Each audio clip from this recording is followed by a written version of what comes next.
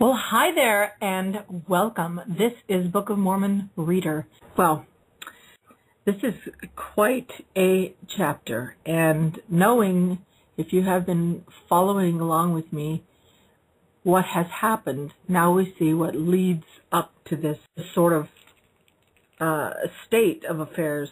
And there are a few verses that really stood out to me as to where the principles are that you and I, can glean from their story then and there and bring it to us here and now. And it's right here in verse 12. This is one of them. There never had been so great wickedness among all the children of Lehi, nor even among all the house of Israel, according to the words of the Lord, as was among this people. Never had been so great wickedness. That's one of them. The other one that I did pull out was in verse 5. The scene that he describes is so horrific that he basically says, it's so bad I can't even describe it. It's that bad. And then in verse 5, if we get back up to verse 5, this is the other kernel of gold in this chapter. But behold, the judgments of God will overtake the wicked, and it is by the wicked that the wicked are punished. For it is the wicked that stir up the hearts of the children of men unto bloodshed.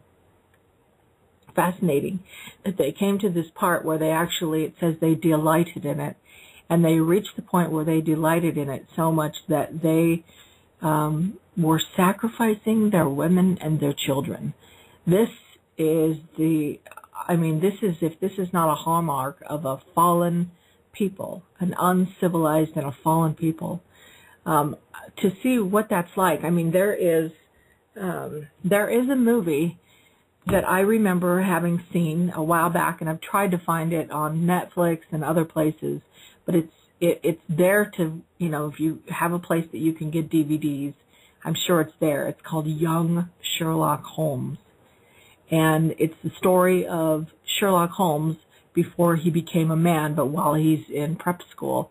And one of the stories that he uncovers among all of his other adventures is this scary, scary organization, this cult, that they do these sacrificing of women and of these young women. And his girlfriend is actually one that they end up trying to sacrifice, and it is a horrific scene.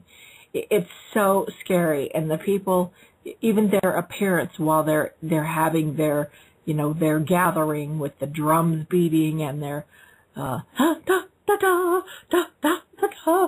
that scary music that swells and swells while they're doing it, and they wrap her up like a mummy, and there's this big thing that is going to pour wax all over her, and then she's going to die. And they're sacrificing her to this idol, which I think is the Osiris, the big statue with a dog head. I think that's who that is. Not sure about that, but to actually see it, is you can't. That's one ceremony that you can see, and it absolutely sends a chill just through your whole being to see such an incredible act of, it's so scary, and yet they do it with this ritualistic ceremony that, that some could be, they call it this beautiful thing. And anyway, it's very, very scary to watch, and of course with no value to their lives, only the lives who are doing the sacrificing.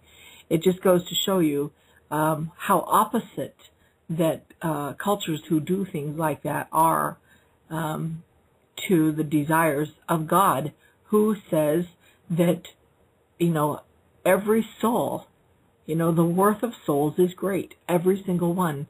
I saw a great little picture yesterday that said, I think it was from Thomas Jefferson, and it was a picture of,